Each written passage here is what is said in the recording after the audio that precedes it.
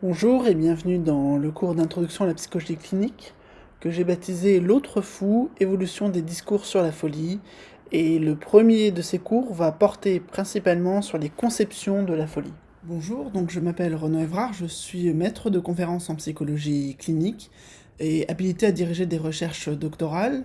Je suis psychologue clinicien, j'ai travaillé pendant 6 ans en tant que psychologue clinicien donc dans un service de psychiatrie adulte à Thionville, en intra et en extra-hospitalier, et actuellement je travaille également au centre médico-psychologique pour adolescents à Nancy à temps partiel.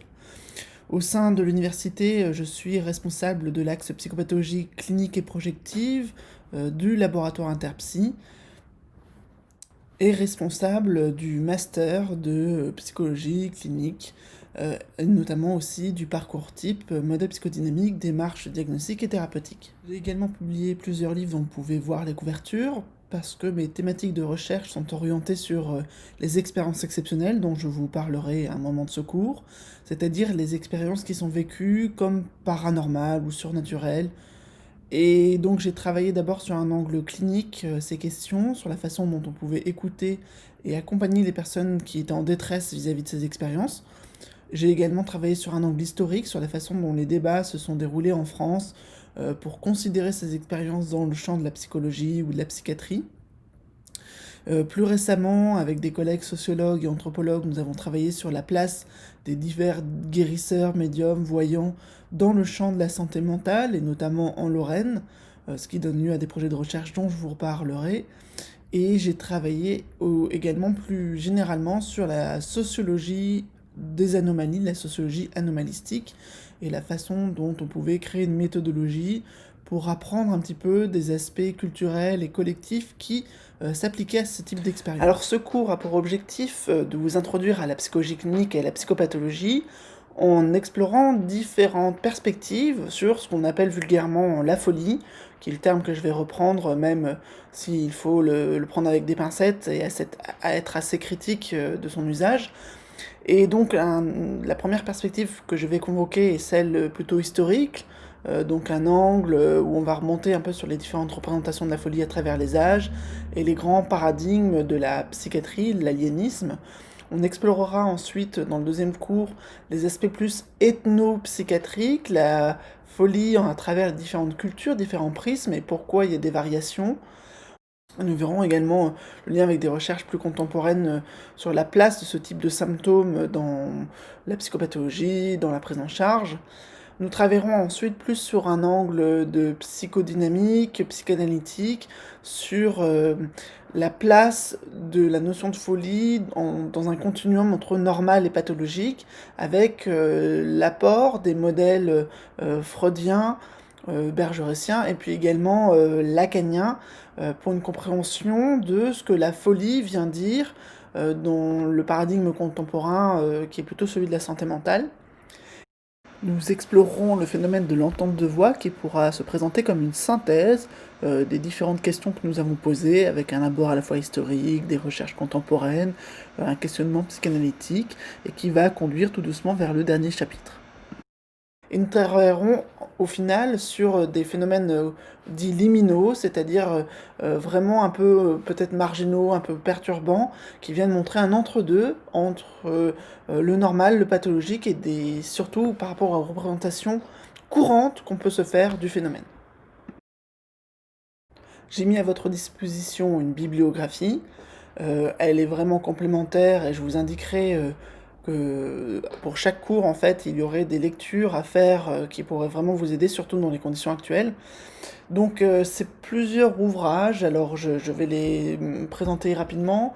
Le livre de Robert Barrett de l'anthropologie de la psychiatrie, il a été vivre dans un hôpital psychiatrique et il décrit un petit peu comment on gère ça dans la réalité sociologique du quotidien. Michael Borg-Jacobson, lui, travaille plus sur le courant constructiviste, la façon dont on a décrit les folies, à la fois par des aspects culturels, des aspects scientifiques, avec des enjeux économiques, également législatifs, et la façon dont finalement la folie se plie à différents discours pour correspondre, pour naître, pour disparaître, en fonction des époques. Alain Bottero a beaucoup travaillé sur la schizophrénie, notamment tous les préjugés qui peuvent y être associés à partir de la littérature scientifique et historique. Doucet donne un échantillon avec différents auteurs qui collaborent sur la façon dont le psychologue travaille dans le champ psychiatrique, dans différents services, hein, personnes âgées, enfants, etc. Je vous ai mis également la biographie de mon livre sur Folie et paranormal qui va traiter des expériences exceptionnelles de diverses façons et notamment principalement l'approche clinique de ces vécus. Michel Foucault, j'ai sélectionné un petit livre pas très long où on voit quand même un extrait de sa pensée sur la notion de maladie mentale et la façon dont la psychologie s'en est emparée. Alan Frances est un des auteurs du DSM-4, il a été très critique du DSM-5 et il revient donc sur les enjeux contemporains des débats autour de la nosographie, donc c'est-à-dire la classification des maladies mentales. Je vous ai mis un livre de Sigmund Freud, Névrose, Psychose et Perversion, qui pose des bases structurales de son modèle.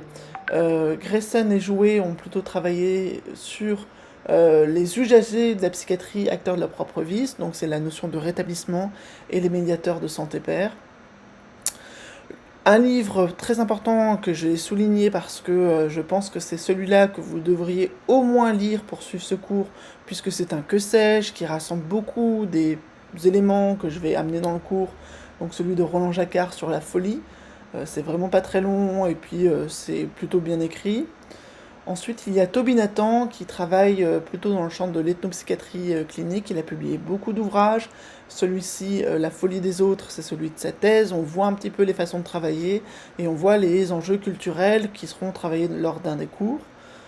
Jean-Luc Roland et Stadel ont travaillé sur les médiateurs de santé pair, donc une des professions un peu intermédiaires où des patients deviennent des soignants, dont je parlerai au dernier cours. Thierry Vincent ensuite a travaillé sur la psychose en synthétisant un peu les apports de différents auteurs, depuis Freud jusqu'à Lacan, et c'est une bonne vulgarisation scientifique sur ce domaine. L'autre partie des bibliographies est constituée d'articles, donc c'est plus facile pour vous de vous les procurer et de prendre le temps de les lire. Je les ai mis sur Arch, quand ils ne sont pas directement en ligne. Donc Michael Bock-Jacobsen, encore une fois, a bien résumé un petit peu la question de la folie à plusieurs et la question de la part des usagers comme acteurs de la santé mentale, producteurs de maladies et pas seulement consommateurs. Et donc il rassemble un certain nombre de questions importantes par rapport à l'actualité de la santé mentale. Je vous ai mis deux articles que j'ai écrits ou coécrits. L'un porte sur les expériences réputées psychotiques dans la population générale, et c'est quelque chose qui va permettre de travailler sur la question du continuum de la folie, continuum psychotique. Et puis un double article sur les entendeurs de voix que j'ai coécrit avec Pascal Le Maléfant, qui pose un petit peu les bases du mouvement des entendeurs de voix et des recherches actuelles sur le sujet. On a également un article de Georges Lantéry-Laura qui résume en fait son livre sur les paradigmes en psychiatrie avec vraiment voilà, les éléments clés, les noms des auteurs, etc. C'est un bon rappel par rapport au premier cours que nous allons voir. Et puis Richard Reichmann qui a travaillé sur l'hallucination auditive, donc l'entente de voix, mais dans le lien que ça a pu avoir sur la construction de la nosographie psychiatrique internationale du DSM-3. Et donc c'est un article bien écrit, un peu plutôt d'anthropologie psychiatrique. En résumé, je vous conseille de lire au minimum Roland Jacquard, Le que sais-je sur la folie, et de consulter les articles disponibles sur Arch. Alors, ce premier cours va porter sur les grands paradigmes de la psychopathologie. Je l'introduis par une citation de William Blake dans Le mariage du ciel et de l'enfer. C'est parce que d'autres ont été fous que nous pouvons ne pas l'être. Donc c'est dans ce rapport d'opposition à une altérité qui finalement vient structurer la norme. Pour les grands paradigmes, nous allons voir, en reprenant le découpage de Georges Lantéry-Laura, le paradigme de l'aliénation mentale, celui des maladies mentales, le paradigme des grandes structures psychopathologiques dans lequel je vais introduire des notions de base sur la psychanalyse, hein, qui est vraiment commune à ce paradigme, et ensuite des aspects plus de la psychopathologie contemporaine. Pour que nous puissions échanger autour de ce cours, je vous propose d'utiliser SpeakUp, qui est une application gratuite que vous allez pouvoir trouver sur Google Play, App Store ou directement sur Internet. J'ai créé une salle permanente pour ce cours qui s'appelle Cours Évrard, l'autre fou. Vous n'avez qu'à, une fois que vous avez téléchargé l'application ou vous êtes rendu sur le site, taper le code qui s'affiche là, 74345. Ensuite, vous pouvez poser vos questions, quelles qu'elles soient, de façon anonyme, voter pour les questions qui sont posées, mettre des commentaires ou voter négativement pour enlever les questions qui vous semblent inappropriées. Et je tâcherai chaque semaine, en fonction de chaque cours, de répondre aux demandes et peut-être d'ajuster le contenu qui vous sera accessible en fonction de vos interrogations.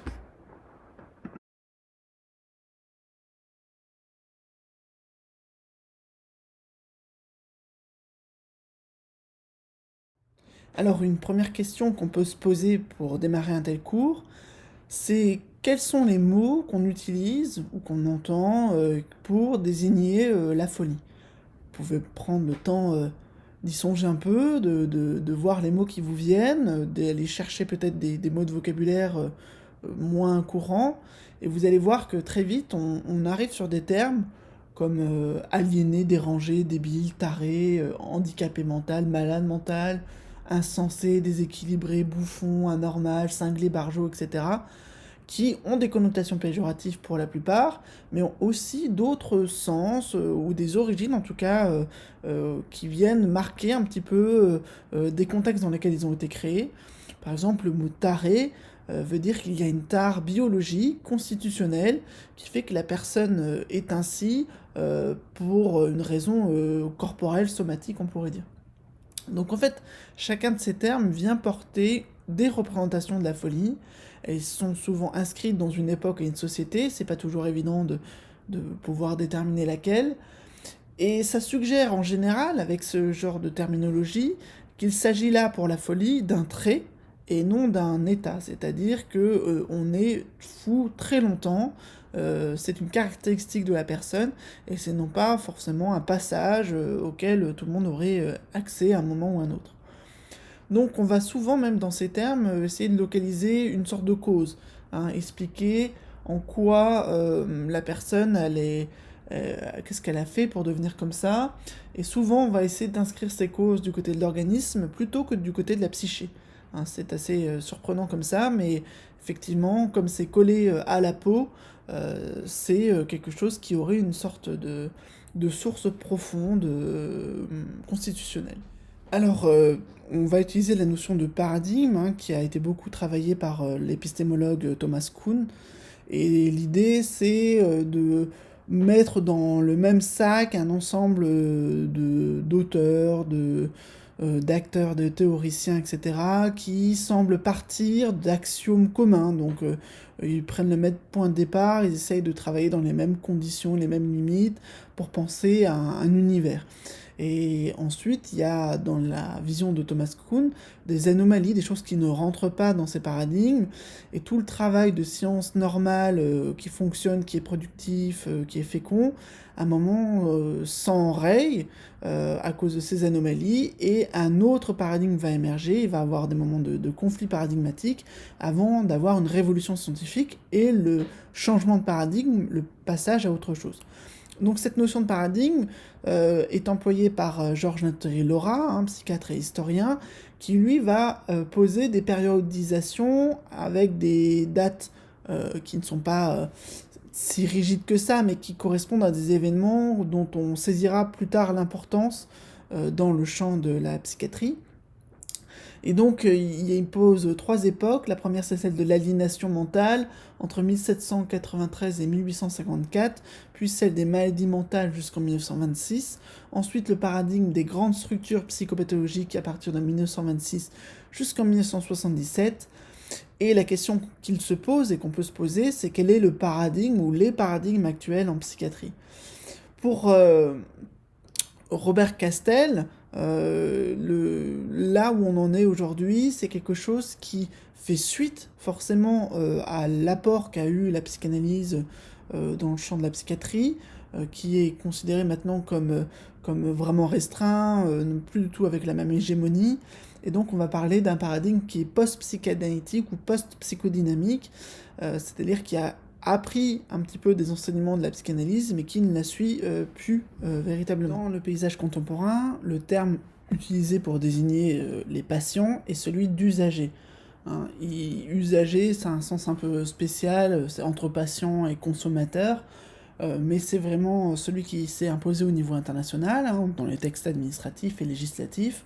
Il y a notamment une loi en 2002 en France, la loi Kouchner dite du droit des malades, qui vient redéfinir les règles de la relation entre le citoyen malade et le système de soins, introduire le concept de démocratie sanitaire où chaque voix va compter, et donc la voix des usagers aussi, avec l'idée d'un projet d'autonomisation accrue de la personne malade vis-à-vis de sa santé. Donc elle doit participer aux décisions et être davantage responsabilisée. Elle doit avoir un accès à l'information accru et pouvoir coopérer à tous les niveaux, tous les échelons des collectifs de santé, pouvoir apprendre à gérer ses médicaments, prévenir les rechutes avec des programmes d'éducation thérapeutique, qui prend en compte aussi les savoirs profanes, donc savoirs qui viennent des patients, qui viennent des familles, patients usagers, et qui viennent également des collectifs des familles des usagers, qui sont réunis en association, et qui jouent un rôle, qui ont un poids au niveau des politiques publiques. D'instruire une loi des malades, et notamment aussi des malades psychiatriques, hein, au même titre que les autres, vient vraiment tenter de contrer un problème qui était repéré auparavant, c'est-à-dire que le fait d'être malade vous faisait perdre une partie de vos libertés, de vos droits fondamentaux qui n'étaient pas forcément toujours respectés, le droit à l'information, le droit de sortir, de circuler comme on veut, etc. Et du coup, là, notamment en psychiatrie, on a appliqué les règles qui étaient déjà plus ou moins en vigueur dans les autres pathologies somatiques. Et on a du coup un peu amené à décentrer le rapport à l'usager par rapport à ce qui était le savoir médical. Avant, finalement, la médecine prenait toute la place décisionnaire. C'était l'expert seul qui pouvait du coup peut-être abuser de son pouvoir, de son savoir. Et là, on rééquilibre un peu les relations entre les usagers malades, les proches et les professionnels de santé, où les décisions se prennent collectivement, et ça va avoir des impacts importants en psychiatrie, ce rééquilibrage, parce que ça va questionner certaines pratiques, ce qu'on appelle l'isolement, les contentions, la restriction de liberté, la confiscation des biens personnels quand la personne est hospitalisée, la difficulté d'accès à l'information, au dossier du patient, les atteintes à la dignité et à l'intimité des personnes qui étaient souvent dénoncées par les acteurs. Donc, avec ce paysage contemporain, là, on arrive à quelque chose qui tient du côté du fou, qui est à la fois un citoyen, qui est un acteur dans le champ de la santé mentale. Mais là, c'est vraiment la période contemporaine, et ce que je vous propose, c'est plutôt de revenir dans le passé pour voir les étapes de construction de tout ça. Et une première étape, ce serait, alors c'est grosso modo, on ne va pas rentrer dans le détail, mais tout ce qui va être la période du Moyen-Âge. Comment traitait-on les fous à l'époque du Moyen-Âge ? Alors, bien sûr, les représentations qu'on a gardées, c'est le bûcher, les traitements de type surnaturel, etc. Ce qui n'est pas faux, même si, en fait, tout ce qui va être persécution des sorcières ou des fous est quelque chose qui va se trouver, en fait, à beaucoup plus tard, hein. Vraiment, la période forte, ça va être la Renaissance. À l'époque du Moyen-Âge, les fous sont plutôt traités par leurs proches. C'est à la charge de la famille de s'occuper du membre de la famille qui est fou, qui est désigné comme ça. Les malades qui sont les plus dangereux sont emprisonnés, vraiment dans des prisons mélangées à d'autres types de criminels. Et quand il y a des traitements qui sont appliqués, ils sont liés à des croyances sur ce qu'est la nature, ce qu'est la folie. Et donc on va plutôt appliquer des saignées, hein, pour essayer de purger au niveau du sang les humeurs les plus nocives. On va pratiquer des exorcismes pour faire fuir les aspects démoniaques qui sont en jeu. Et effectivement, on est dans des conceptions traditionnelles de la folie, qui serait un trouble d'ordre surnaturel, activé par des démons, causé par des esprits ou par des sorts magiques. Donc quelque chose de ce type-là.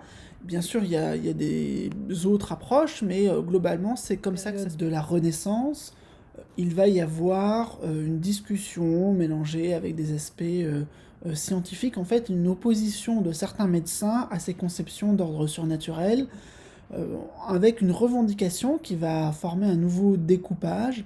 L'idée, c'est que la folie est une maladie, comme d'autres maladies connues et qu'on soigne médicalement ou par les plantes.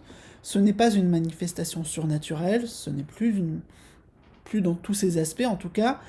On va donc appeler les gens qui ont cette pathologie les insensés, puisqu'on considère qu'en fait il s'agit d'un problème de la raison, une faille de la raison, ce qu'on va appeler la déraison, et ça va être donc une lutte, une controverse. On a le nom de Jean Vire notamment, qui s'oppose à tous les dogmes religieux en matière de folie, et qui c'est pas forcément encore suivi de traitement, mais dans l'idée c'est qu'on va quand même plutôt aller chercher quelque chose du côté de la médecine avec pour l'instant encore une pratique de l'isolement. C'est-à-dire que ça reste en prison ou dans des lieux pour marginaux qu'on va rassembler à la fois les prostituées, les voleurs, les fous, les autres criminels. On va appeler ça parfois des hôtels-dieux, des hôpitaux généraux, mais c'est encore un grand mélange. Et il faut voir que ces conceptions finalement religieuses de la folie, elles sont encore très, très fréquentes et elles ont vraiment coloré en fait toute l'histoire de la folie en termes de discours. Je donne l'exemple de ce tableau qui recouvre une interprétation de ce qu'on appelle la paralysie du sommeil, qui est un trouble neurologique assez courant et en soi pas si grave, où les gens vont se réveiller au milieu de la nuit avec un bourdonnement dans les oreilles, l'impression de s'enfoncer dans le lit ou alors de léviter, une sensation de présence dans la pièce, parfois des apparitions, et puis ça va jusqu'à penser qu'on subit des assauts sexuels. Et à l'époque médiévale, c'était interprété comme étant l'action de démons particuliers qu'on appelait les incubes ou les succubes selon leur sexe. Par la suite, on a pu penser que c'était des fantômes. Aujourd'hui, certaines personnes vont même les interpréter comme des enlèvements extraterrestres. Mais la paralysie du sommeil, commence à être bien étudiée et bien connue, comme un court-circuit cérébral d'origine hormonale, physiologique. Mais on voit bien comment, finalement, c'est très difficile de détacher une expérience, un symptôme de son contexte culturel, historique. Et pour le coup, ça va complètement guider la façon dont les gens vont se soigner, vont identifier leurs troubles, et qui va être l'expert de leurs troubles. Donc il faut un temps long pour que ce qu'on appelle la folie soit considéré comme étant médical, comme étant une maladie, alors que pour nous, aujourd'hui, ça paraît complètement évident. On va arriver rapidement au siècle des Lumières, une période où l'effervescence intellectuelle va faire en sorte qu'on redéfinit les rapports avec les savoirs antiques, les savoirs religieux, pour imposer un savoir issu plutôt de la science, et qui va mettre en exergue pour l'être humain la place importante ou suprême de la raison, la rationalité. Et avec Descartes notamment, qui est aussi responsable du dualisme corps-esprit, on va vraiment poser que la raison est ce qui se fait de mieux chez l'homme, et on exclut du coup tout ce qui serait contraire à ça, et donc la folie est mise en exil, placée hors de la raison. L'homme peut toujours être fou, mais la pensée comme exercice de la souveraineté d'un sujet qui se met en devoir de percevoir le vrai ne peut pas être insensée. Une ligne de partage est tracée qui va bientôt rendre impossible l'expérience si familière d'une raison déraisonnable, d'une raisonnable déraison. Je cite Michel Foucault, Histoire de la folie à l'âge classique, qui a bien retracé finalement ce découpage qui va se mettre en place, où on a une vision où le fou est beaucoup moins intégré qu'il ne pouvait l'être auparavant, avec les conceptions un peu surnaturelles ou traditionnelles. Tout ça va être associé à des grands changements dans la façon de travailler, d'être en contact avec les fous. Puisqu'on les déclare maintenant désormais malades, il va se créer une spécialité médicale qui va s'appeler l'aliénisme, et qui va pratiquer une différence, en premier lieu, entre les fous et les non-fous. Comme je vous avais dit, ils étaient habituellement mélangés pour les plus dangereux ou les plus perdus dans des lieux confondus avec les criminels, les clochards, etc. Et à ce moment-là, on va créer des asiles d'aliénés après la Révolution française, en Angleterre, en France, dans d'autres pays. Les fous sont donc des malades qui doivent être soignés. Alors, soigner, c'est encore un bien grand mot, puisqu'on n'a pas tout à fait le modus operandi. Les infirmiers, par exemple, qui sont là, sont trop souvent réduits à faire du gardiennage. Mais en tout cas, il va y avoir conception d'un nouvelle théorie de ce qui se passe dans le cas de l'aliénation, on va les appeler les aliénés, et un des auteurs français les plus connus à ce niveau-là, c'est Philippe Pinel. Donc il était médecin à l'asile de Bicêtre et à celui de la Salpêtrière. Il a écrit en 1798 un traité médico-philosophique sur l'aliénation mentale, et donc il va imposer quelques idées comme ça intéressantes. Alors il va isoler une aliénation mentale unique. Donc toutes les formes de folie correspondent à une catégorie qui est distincte des autres maladies et qui a plusieurs manifestations, soit la mélancolie, soit la manie, soit la démence, soit l'idiotisme. Alors ce sont des termes qu'on connaît aujourd'hui, pas forcément toujours dans le même sens. La mélancolie, on voit bien la tristesse, la manie, une sorte d'excitation frénétique. La démence, en fait, il s'agit à ce moment-là non pas des côtés gériatriques, des gens qui ont Alzheimer, etc., ça viendra plus tard, mais des moments de confusion cérébrale, mentale, où les gens sont perdus par rapport à leurs repères spatio-temporels, la réalité, des choses comme ça, mais tout à fait temporairement. Et l'idiotisme correspond en fait au retard mental, au retard intellectuel de certains sujets. Donc, grâce à Pinel et à d'autres auteurs, on va opérer un passage de l'insensé qui est privé de raison à un aliéné qui est certes étranger à lui-même, mais dont la raison semble seulement égarée. Donc il conserverait, cet aliéné, une partie des facultés de l'entendement, de la compréhension, de l'esprit, qui serait donc valide, quelque part, accessible à une appréhension thérapeutique. En somme, un fou curable. Et à ce moment-là, la pratique qui est proposée, c'est d'employer ce qui reste de raison à ce fou, à cet aliéné, pour le ramener petit à petit vers une adaptation sociale. On va se servir de ce reste de raison comme point d'appui au traitement. Ce que fait donc Pinel, et ça a été décrit notamment dans un tableau comme une sorte de libération des chaînes, qui est un peu mythique, c'est qu'on va arrêter de mettre dans un coin les aliénés et on va essayer d'en faire quelque chose, de leur parler, etc. Alors ce que propose Pinel, c'est un traitement moral unique. Alors moral au sens de l'esprit, ce n'est pas un serment, ce n'est pas religieux. C'est une sorte donc d'équation diagnostique. Ils ont une aliénation mentale, on leur applique un traitement qui va toucher le mental. Et à ce niveau-là, la compréhension qu'on en a à l'époque, c'est que il est impératif d'isoler l'aliéné de la société, de ses proches, de ses passions déréglées, etc. Il faut qu'il soit interné dans un environnement parfaitement rationnel, de manière à ce que, peu à peu, la raison lui revienne du dehors au dedans. Donc cette idée de construire une sorte d'établissement, d'institution un peu utopique qui sauverait des effets pervers de la société. Et dans les propositions qui sont faites à visée thérapeutique, on doit adjoindre dès que possible une activité manuelle, un travail en fait.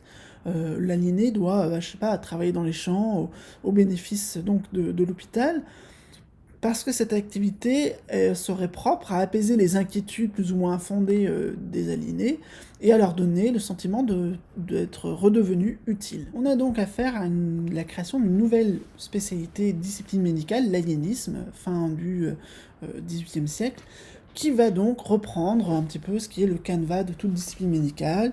On va pratiquer ce qu'on appelle la sémiologie, l'observation des signes cliniques. On va formuler des classifications de ces signes, ce sera la nosographie. On va réfléchir sur les causes, les étiologies possibles de ces signes et de ces ensembles de signes qu'on appelle les syndromes.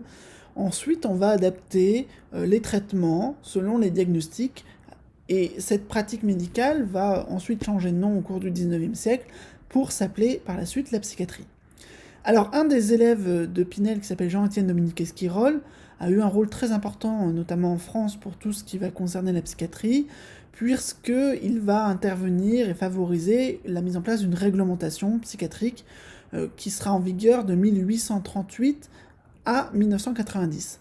L'idée, c'est de couvrir le territoire national en ayant un asile, un hôpital psychiatrique par département. Ensuite, un deuxième aspect, Il s'agit de protéger la société avec la mise au point juridique de formes de placement.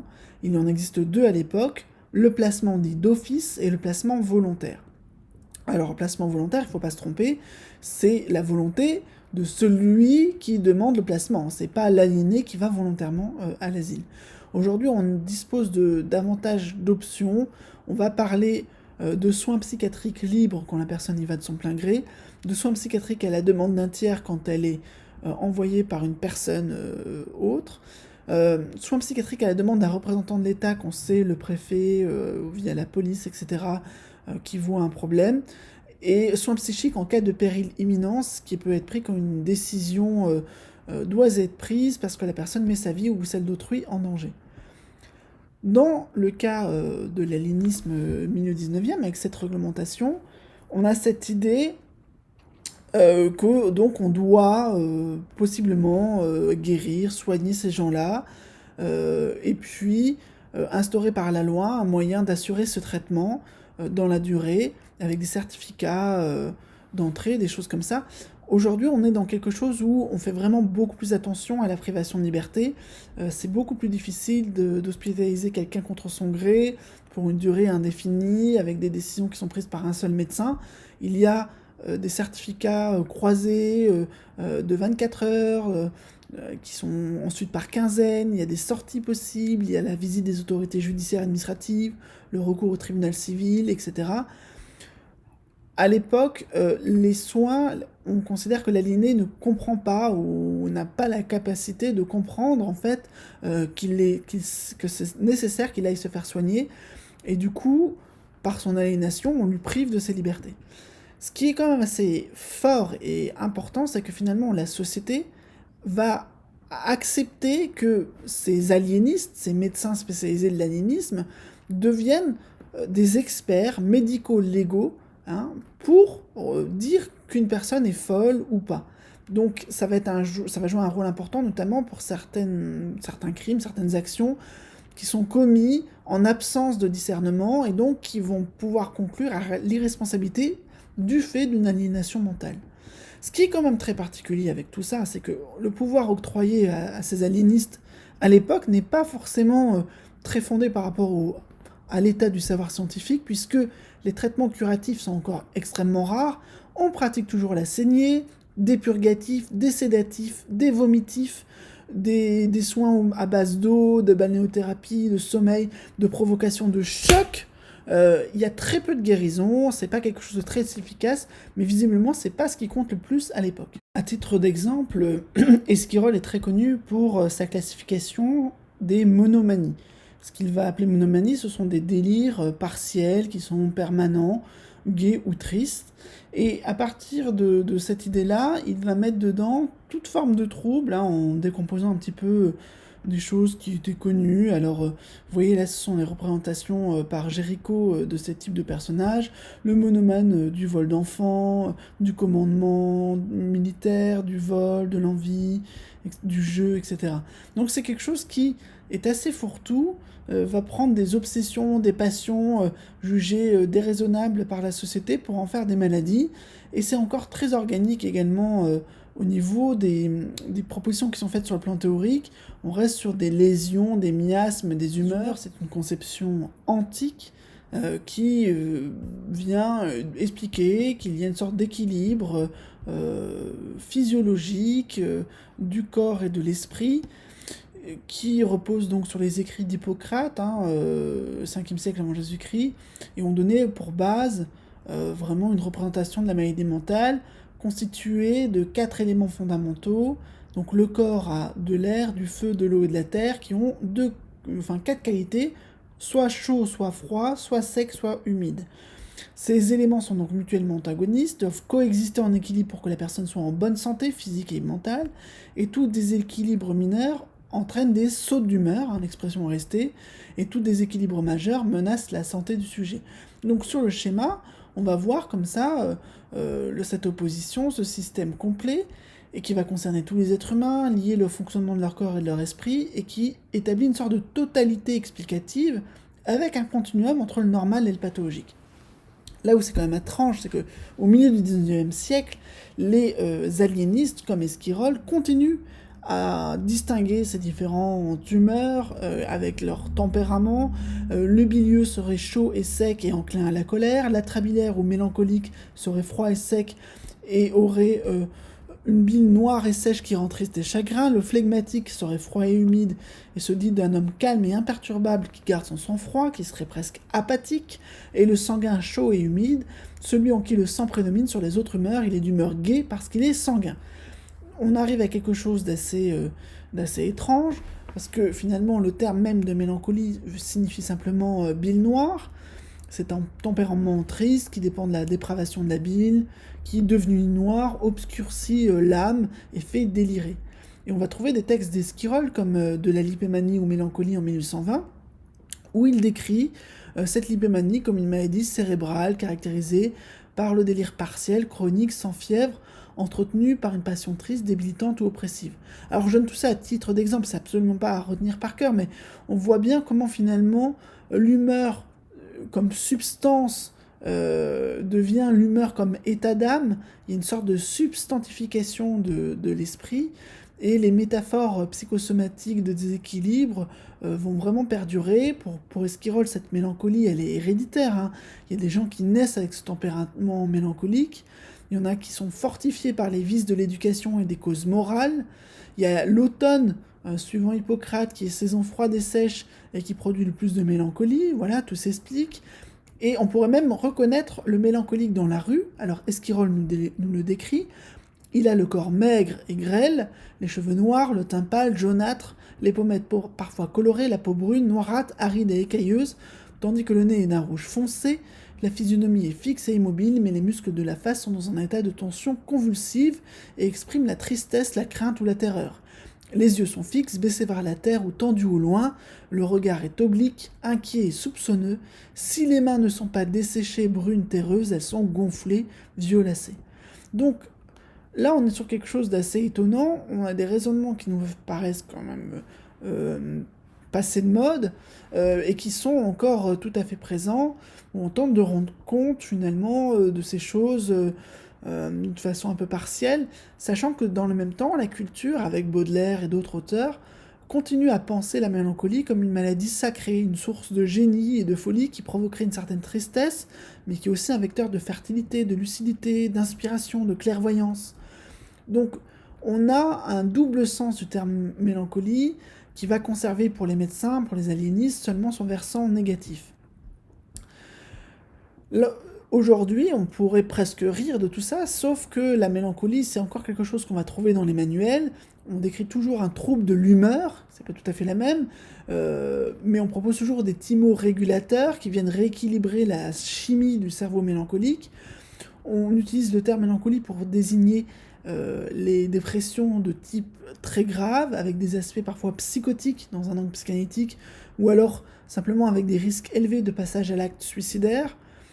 Et dans le DSM, le manuel diagnostic international, on va parler de dépression mélancolique comme étant la plus grave des dépressions, et on parlera également de troubles bipolaires avec cette alternance de phases maniaco-dépressives, des phases de manie et de mélancolie.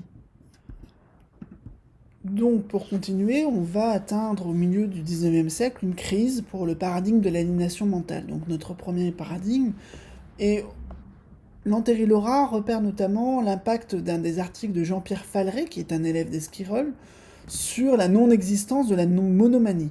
En fait, effectivement, comme je vous disais, cette façon d'expliquer tout par des obsessions maladives, des monomanies, était un peu trop facile, un peu pas vraiment scientifique, et on va aller vers quelque chose qui colle davantage avec les progrès de la médecine de l'époque. On va distinguer des entités spécifiques, les maladies mentales au pluriel. Donc différentes espèces morbides naturelles qui sont caractérisées par leur présentation clinique et leur évolution. Donc on va briser cette unité de la monomanie et on va aller vers quelque chose qui... Il n'y a pas un seul fou, tout le monde n'est pas juste aliéné et monomaniaque, il y a plein de folies, il y a des autres fous, les malades mentaux. Ce qui va être donc le nouveau terme, les malades mentaux. Vers 1850, donc, la plupart des médecins vont changer de paradigme, vont suivre cette évolution, avec des efforts de classification qui sont de plus en plus importants, mais également le développement de la sémiologie. Je vous ai dit donc l'observation des signes cliniques.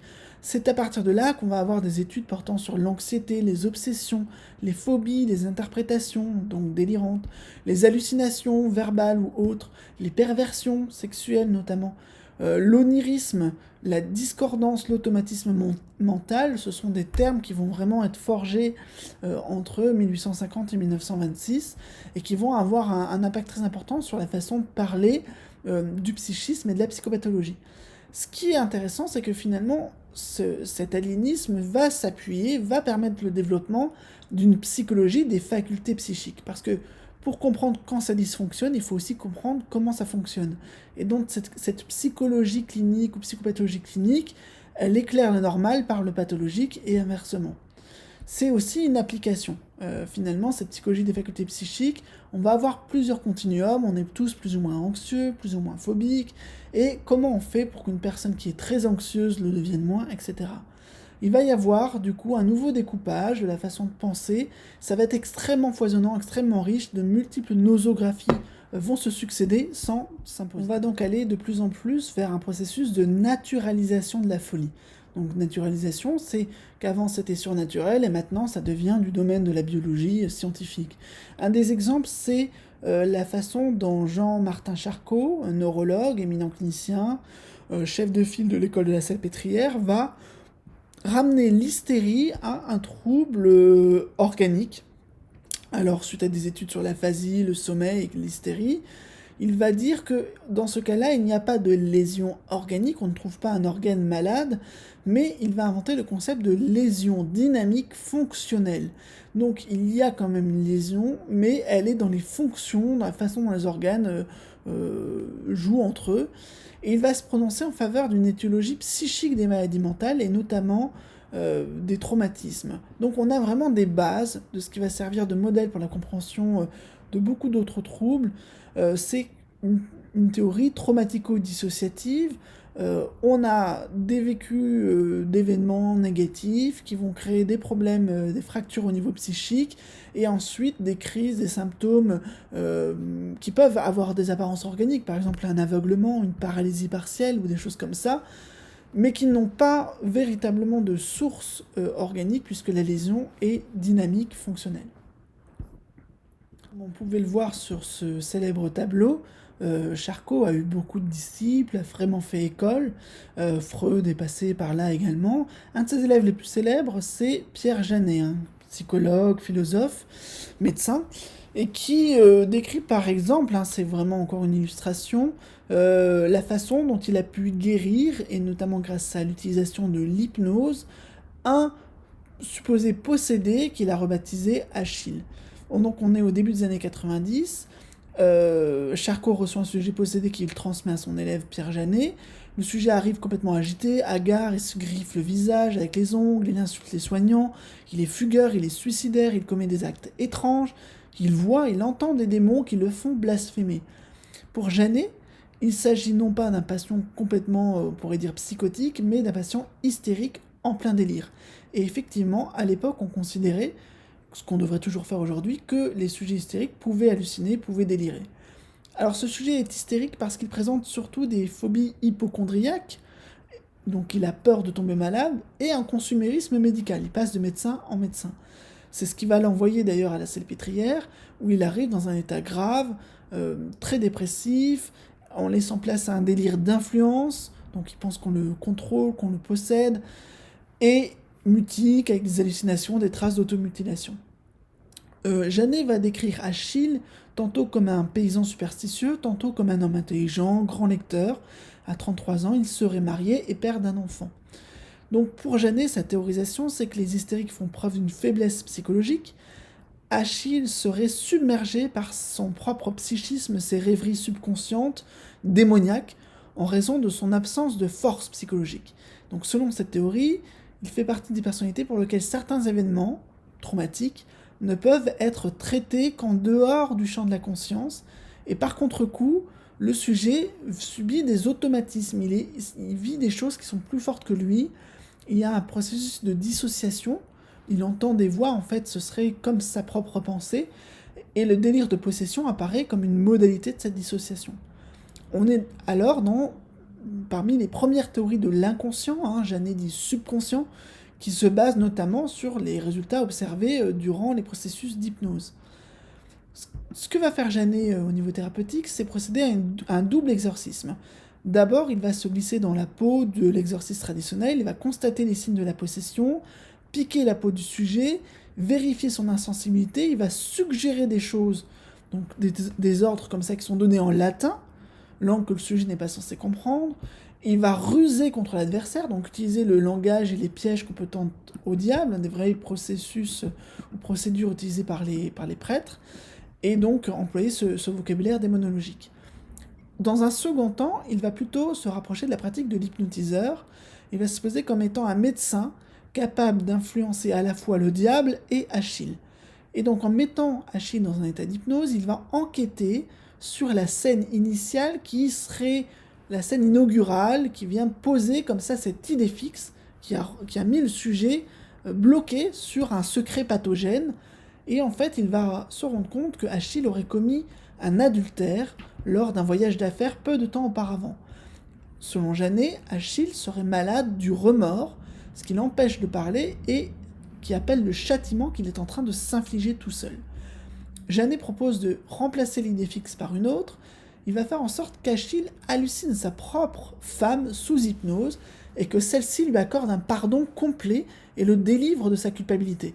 Achille va donc se retrouver guéri après un peu plus d'1 mois dans le service clinique. Alors, cette histoire est assez jolie, elle décrit bien la façon dont on repoussait les croyances ecclésiastiques comme étant inadaptées, et que, dans le même temps, on disait la médecine, aujourd'hui, a des moyens de guérir scientifiquement ces troubles attribués au surnaturel. Dans la réalité, c'est un peu plus compliqué que ça. Il y a une étude historique qui a été faite par Hervé Guillemin, et qui montre que Achille s'appelle en réalité Alcide d'Aïez, et que ce Alcide d'Aïez n'est pas marié, il est célibataire, en tout cas il a enregistré comme célibataire, on ne comprend pas trop sur quoi tient le récit d'adultère dont il souffrirait. On est donc dans un exemple possible de médecine rétrospective. La médecine rétrospective, c'est la tentative par le discours médical de s'inscrire dans une sorte de supériorité par rapport aux explications de possession, de sorcellerie, aux croyances dites superstitieuses relatives aux pathologies mentales et en particulier de l'hystérie. Donc une sorte d'écrasement par un nouveau savoir médical et thérapeutique qui vient remplacer d'anciennes conceptions, d'anciennes pratiques, notamment d'ordre religieux. Et ce cas est présenté par Janet à multiples reprises avec beaucoup de condescendance et apparemment sans avoir vraiment entendu ce que son sujet avait à dire. Suite à cette crise du paradigme des maladies mentales, il va donc y avoir des divisions entre les différents savoirs, entre les populations.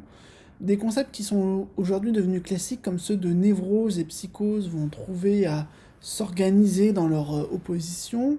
La notion d'aigu et de chronique va également être importante puisque grâce à la construction de nouveaux hôpitaux un peu partout en France et dans le monde entier, on va avoir la possibilité d'observer les malades pendant de longs séjours. Et avec ça, on va comprendre un peu l'évolution des maladies et aussi certains autres aspects des processus qu'on n'avait pas repérés jusqu'ici. Et notamment, on pourra décrire des délires chroniques qui vont avoir différentes formes ou thématiques avec des logiques évolutives. On va également distinguer des folies autres, des pathologies avec des véritables lésions cérébrales comme la paralysie générale et les états démentiels qui vont intéresser la discipline de la neurologie. La paralysie générale, c'est un petit peu vraiment la chose bienvenue pour la psychiatrie parce que on voit qu'il peut y avoir une explication purement en termes de biologie, de bacilles, de microbes, qui vient expliquer une évolution comme ça progressive avec des aspects psychiatriques. Et on espère qu'en fait toutes les maladies, névroses, psychoses, etc. s'expliqueraient de la même manière. Ce qui n'est pas encore le cas malgré toutes les espérances. On va également repérer différentes formes d'états démentiels, et c'est à cette époque-là que Alzheimer, le bien nommé, va détecter ou repérer un syndrome démentiel qu'il va décrire. Le terme de démence va aussi finalement fixer son sens de manière définitive, et on parlera de démence aiguë, démence précoce, démence vésénique, qui étaient en fait des locutions vont devenir désuètes, puisque la démence va définir une désagrégation des compétences, des capacités mentales supérieures en fait. Mémoire, perception, raisonnement, etc. Donc vraiment une dégradation progressive dans le temps et irréversible. On va également travailler différemment avec une des sous-populations qu'on avait repérées déjà du temps de Pinel, qu'on appelle les idiots, et également avec les épileptiques, parce qu'on se rend compte que c'est pas la même clinique avec eux, qu'il y a des effets dans la pratique de la rééducation, qui n'est plus un traitement moral. Il ne s'agit pas de leur parler, de passer du temps avec eux, de leur faire des soins. Il s'agit d'être plus dans la pédagogie. Ce sont des états d'arriération qui vont intéresser du coup la pédagogie spécialisée, une nouvelle forme de discipline. Donc progressivement, on va assister à une période de démantèlement du paradigme des maladies mentales.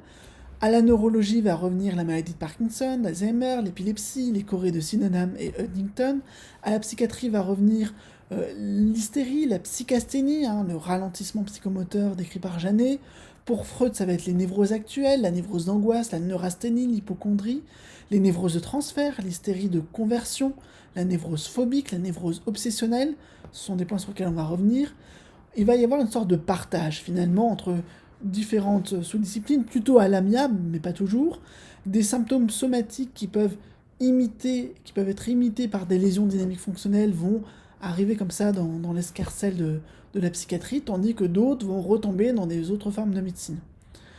Quand un médecin, finalement, va constater, par exemple, une paraplégie des membres inférieurs, les jambes qui ne bougent plus, on ne peut pas savoir d'avance si ça relève de la conversion hystérique, d'une myélite ou d'une compression médulaire. On va du coup avoir une hésitation dans le champ médical pour repérer ce qui est du registre de la folie. Il va donc progressivement aussi se déterminer une sorte de problème aux frontières de la psychiatrie, à partir de quel moment on peut inclure ou exclure les aspects psychiatriques d'une pathologie. Il manque parfois ces critères d'inclusion qui seraient partout efficaces, et ça va reposer la question de la responsabilité pénale. Est-ce qu'on peut vraiment être sûr qu'une personne a commis un acte, par exemple, criminel, dans un état de démence, dans un état de délire? Est-ce que c'est valable pour tous les fous? Est-ce que ça vient complètement excuser les formes de perversion, etc. On va rechercher, et encore aujourd'hui c'est quelque chose qui est très moteur, on va rechercher ce marqueur biologique, ce témoin fiable dont parle Philippe Pignard. On va chercher le gène de la schizophrénie, on va chercher la lésion cérébrale du mélancolique, le déséquilibre des neurotransmetteurs du dépressif. C'est la petite biologie, comme dit Pignard, c'est-à-dire que la psychiatrie, malgré tout, n'a pas atteint le niveau de scientificité qu'elle voudrait, c'est-à-dire la capacité à déterminer biologiquement ou avec la neuropsychiatrie la réalité sous-jacente de la folie. Il y a toujours un aspect clinique qui est pris en compte. Face à ça, on va donc avoir cette multiplication, ce pluralisme des maladies mentales, mais qui est toujours en conflit avec les représentations qu'on se fait de la folie, qui demeure une et indivisible. On a, au cours du XVIIIe siècle, cette certitude hâtive, présomptueuse de savoir reconnaître le fou. On voit, on sait quand quelqu'un est fou, et à l'époque, les mêmes savants avouent ne plus pouvoir définir la folie, montrer que c'est bien plus compliqué que ça en a l'air. Et ça pose un problème parce que, encore aujourd'hui, et encore peut-être pour vous, le fou, ça a quelque chose d'un caractère immédiat, concret, évident, précis. Alors que quand vous allez rentrer plus en détail dans ces études, c'est quoi la psychose, la névrose, à partir de quel moment on est dans une psychopathologie sévère, etc., ça devient beaucoup plus confus, lointain, presque imperceptible. Il y a donc une sorte d'opposition entre la vision culturelle de la folie, les fous sont des fous dangereux, complètement étrangers à nous-mêmes, un autre fou, et la réalité du savoir psychopathologique. La crise du paradigme des maladies mentales va s'achever par l'éclosion d'un nouveau paradigme qu'on va appeler celui des grandes structures psychopathologiques. Le paradigme des grandes structures psychopathologiques doit beaucoup à la psychanalyse qu'on voit apparaître à ce moment-là, à la fin du XIXe siècle, Freud, qui était neurologue, qui s'est formé auprès de Charcot, puis également à Bernheim, à Nancy auprès de Bernheim, a tenté de modéliser une autre nosographie en partant vraiment de l'hystérie et des lésions dynamiques fonctionnelles, sans tentative de réductionnisme biologisant comme c'était de vigueur. Donc il a rapproché des entités de différents champs, il a parfois créé des nouvelles entités cliniques, et cette psychopathologie psychanalytique, elle est passée dans le langage courant. On va utiliser les termes de libido, complexe, névrose, psychose, perversion, hystérie, obsessionnelle, narcissisme, etc. Et elle s'est progressivement écartée, elle a créé sa propre voix, et aujourd'hui, après une période d'hégémonie, elle n'est plus tout à fait la même, ou plus tout à fait intégrée dans la psychopathologie classique contemporaine. C'est Jacques Lacan, un des freudiens français, qui a vraiment mis l'accent sur cette notion de structure qu'on trouve très peu chez Freud, en s'inspirant beaucoup de la linguistique, de l'anthropologie, de la phénoménologie, d'un courant donc qui s'appelait le structuralisme, qui l'a beaucoup influencé au milieu du XXe siècle. Et il a démontré à quel point c'était central et original de penser la structure qui est finalement une forme qui n'est pas réductible à la somme de ses éléments, qui a des effets de système, c'est-à-dire des rapports réciproques entre des éléments, les uns à l'égard des autres, mais qu'on va définir plus tard comme une entité autonome de dépendance interne. Donc les choses sont liées, des choses par rapport, par exemple, très, très lointaines ou très distinctes, visiblement, comme étant des symptômes et des événements vécus dans l'enfance, mais en fait, tout ça se combine, le mode de jouissance, la relation d'objet, etc., les modes de défense, etc. Donc les structures psychiques qui sont dégagées par la psychanalyse ont un caractère de système. Ils sont d'abord repérés pour leurs aspects psychopathologiques, mais Freud met très vite l'accent sur le fait qu'ils mettent en évidence des processus psychiques présents chez tout à chacun, et aussi qu'il y a un effet de logique, que la modification quelconque d'un des éléments du système entraîne une modification de tous les autres. Donc finalement, il y a des enchaînements, il y a des logiques assez subtiles qui prennent place, et Lacan va mettre l'accent beaucoup sur l'aspect du langage, qui est vraiment l'aspect essentiel pour lui dans les phénomènes humains. Le langage, attention, c'est pas forcément parlé ou écrit, c'est un peu plus large que ça, tel que ça peut être vu. Et cette conception structurale issue de Freud va vraiment infiltrer la pensée psychiatrique au début du XXe siècle, par exemple chez Eugène Bleuler, qui est responsable du terme du groupe des schizophrénies, qui va vraiment être influencé, et par la suite, donc on va dater ça en 1926 avec Georges Lanterie-Laura, on va changer de paradigme pour vraiment glisser vers une conception très très influencée par la psychanalyse, avec des troubles d'allure et d'évolution diverses, mais qui vont dériver d'une perturbation générique, l'altération des processus associatifs, des problématiques inconscientes, de conflits, etc. Alors, avec la psychanalyse, on est dans une appréhension globale de la relation clinique ou dans la relation clinique. La structure, telle qu'elle est repérée et non pas forcément diagnostiquée, vient réunir un ensemble assez disparate de signes. Donc ça peut être un lapsus à un moment-là, un rêve, une conduite symptomatique, la plainte du patient, les modes de défense qu'il met en place. Et on va donc établir une sorte ou plusieurs continuums entre des processus normaux et pathologiques. C'est ce que chez Freud est nommé la métapsychologie, c'est-à-dire une position de recul où on va examiner chaque problème avec différents points de vue. Et ces différents points de vue, ils sont au nombre de 4. Il s'agit du point de vue ou des perspectives topiques, économiques, dynamiques et originaires. Alors ces différents points de vue se complètent. La perspective dynamique correspond aux aspects conflictuels. Il y a chez Freud une représentation théorique de l'appareil psychique qui fait que certaines instances sont forcément en conflit avec d'autres parce qu'elles n'ont pas les mêmes fonctions ou les mêmes logiques. Par exemple, le surmoi veille au respect des règles morales compatibles avec la vie en société, alors que le ça déborde d'une pulsionalité qui transgresse en fait toutes ces règles. Donc les conflits entre ces instances, ou les conflits entre quelque chose d'inconscient et quelque chose qu'on est prêt à assumer, va rendre compte d'une certaine logique. Un deuxième aspect chez Freud qui est assez récurrent, c'est le point de vue économique. Il essaye de traduire sous une forme métaphorique les enjeux des motions pulsionnelles, c'est-à-dire cette idée que à la base de la vie psychique, il y a une sorte de, de lancer comme ça psychosomatique, à la fois biologique et psychique, la pulsion, euh, qui a un but à atteindre et qui va actionner un certain nombre de filtrages ou de réactions. Et si elle est très forte, elle va pouvoir dépasser les défenses, ou si les défenses sont suffisamment bonnes, ou flexibles, ou rigides, eh ben elle est bloquée, elle est détournée, déviée, elle revient par la bande, etc. Donc là, le point de vue économique permet de se représenter la vie psychique comme finalement, Freud dirait, une machine à vapeur, avec des courants d'air chaud et d'air froid, qui sont, dans sa logique, le découpage entre ce qui fait du plaisir et ce qui donne du déplaisir. Hein, cette logique-là, elle est assez universelle et elle permet de rendre compte d'énormément de choses. Freud également dégage pour son appareil psychique une topique, c'est-à-dire des niveaux. Au début, c'est inconscient, préconscient, conscient, et on va voir, il y a une deuxième topique où ce sont d'autres instances qui vont se situer.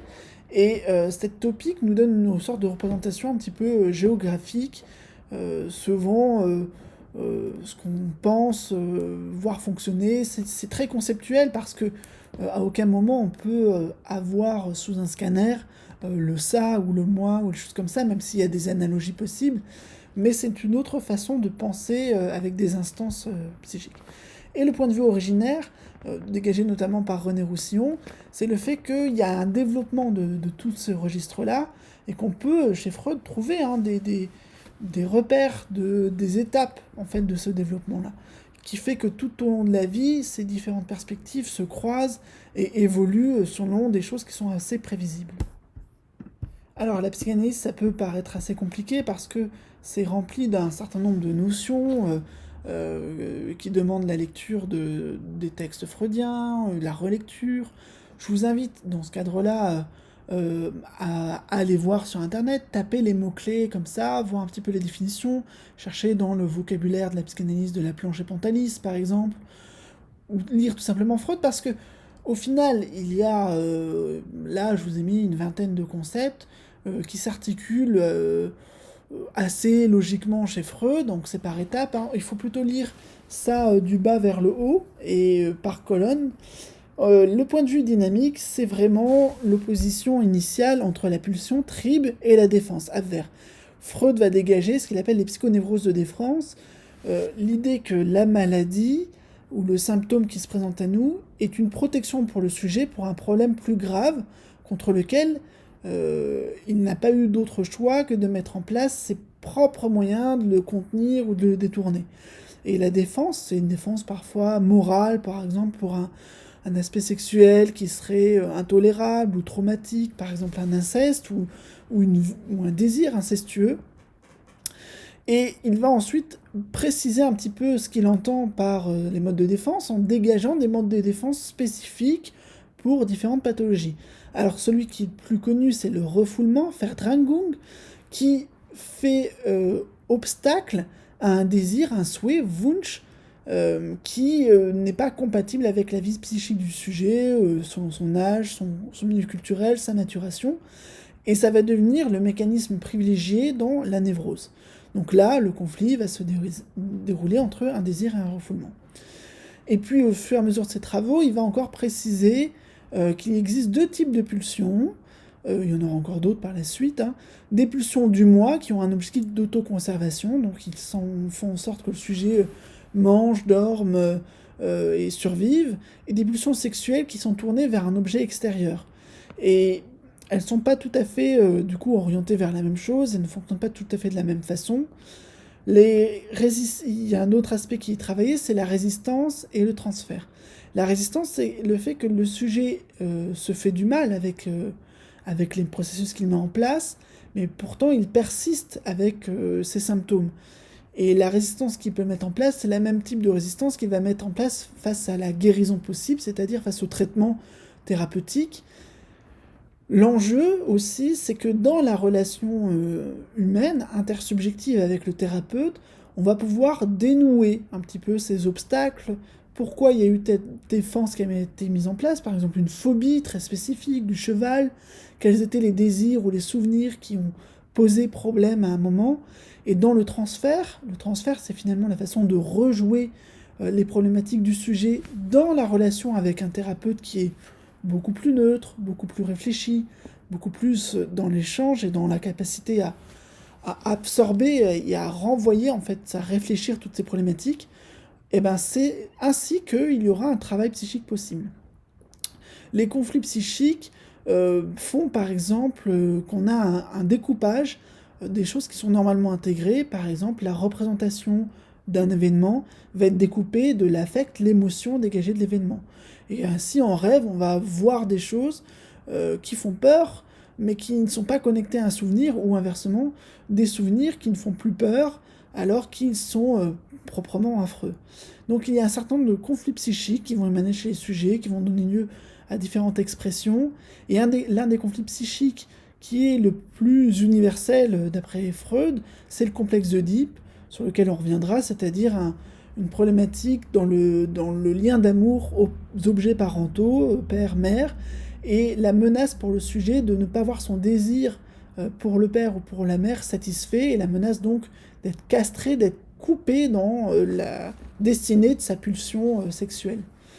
Par la suite, encore dans les aspects dynamiques, suite à la Première Guerre mondiale et au charnier que ça a créé, Freud va examiner les névroses traumatiques qui ne semblent pas avoir de but sexuel à proprement parler, et donc il va dégager cette notion de pulsion de mort, incitée par d'autres de ses collègues, qu'il oppose aux pulsions de vie. Donc c'est Eros pour la pulsion de vie contre Thanatos, en termes de divinité. Donc voilà, ça pour les aspects topiques, résumé rapidement. Dynamique, je veux dire. Pour les aspects topiques, je vous ai dit, il y a deux topiques. La première, c'est donc un système où il y a l'inconscient Unbewusst, préconscient Vorbewusst et conscient Bewusst, qui forment comme trois étages, où finalement on n'a pas accès au même matériel psychique, alors qu'il y a une vie psychique qui existe sans que le sujet s'en rende compte. La deuxième topique est vraiment axée autour de la notion de narcissisme, c'est-à-dire un processus de construction de l'identité qui fait que le ça est un réservoir pulsionnel qui contient la vie psychique un peu brute, le surmoi fait une sorte de filtre, et le moi est une synthèse qui reprend les éléments qui sont compatibles avec une identification vivable, quoi. Le sujet a envie de se reconnaître dans certaines choses. Et parfois, ce moi est si difficile à constituer qu'il peut être clivé. Il y a des parties du moi que j'agis, qui sont également moi, mais qui sont clivées, qui peuvent être complètement contradictoires avec la façon d'être. Pour le point de vue économique, le principe principal, c'est le principe de plaisir-déplaisir, Lust et Unlust-Prinzip, qui vient comme ça rythmer la vie psychique.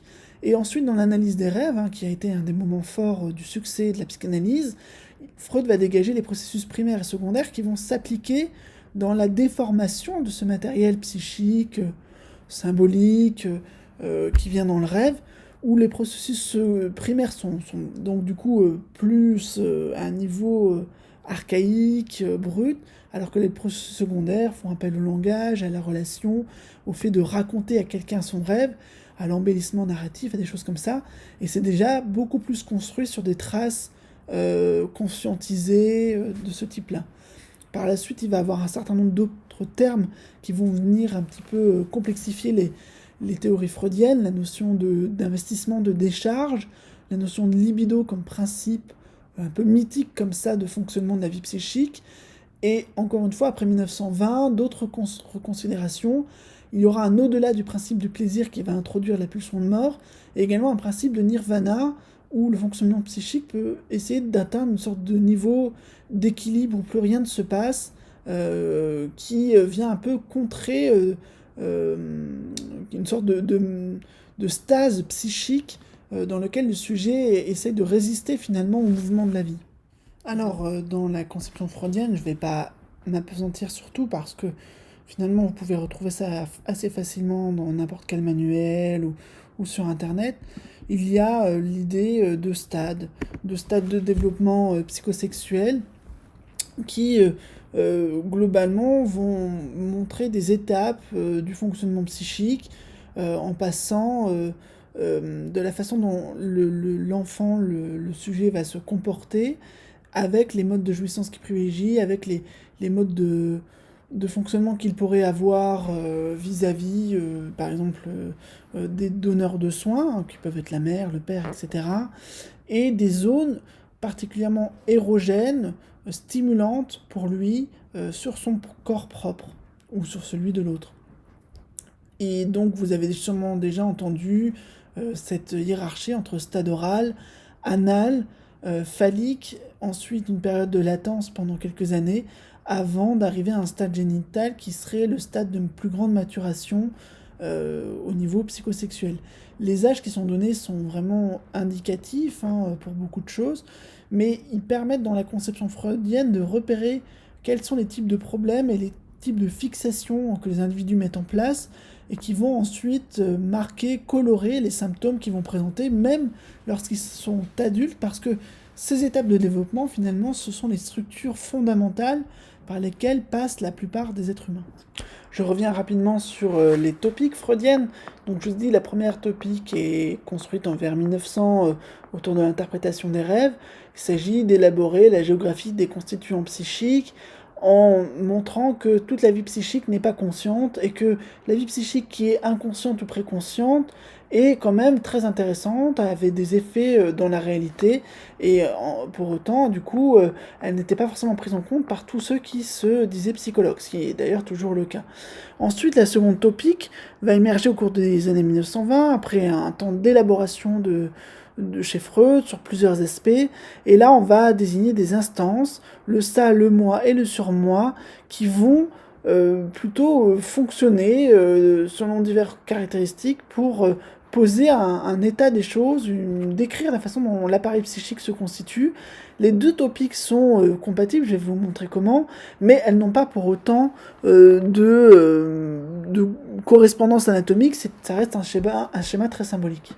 Alors, ici, dans cette représentation, on voit que l'inconscient, qui est la partie tout à gauche, qui peut être le négatif ou le refoulé aussi chez Freud, est barré dans son accès au préconscient par une censure. Et cette censure, donc, va opérer un filtrage de différents aspects qui ne sont pas compatibles avec toute la vie psychique, mais on voit aussi que ce filtrage est une transformation de la vie psychique, puisque ce qui était à la base des confins somatopsychiques, c'est-à-dire des pulsions qui sont mi-biologiques, mi-psychiques, vont devenir des représentations de choses, et plus tard, dans le passage au préconscient, des représentations de mots.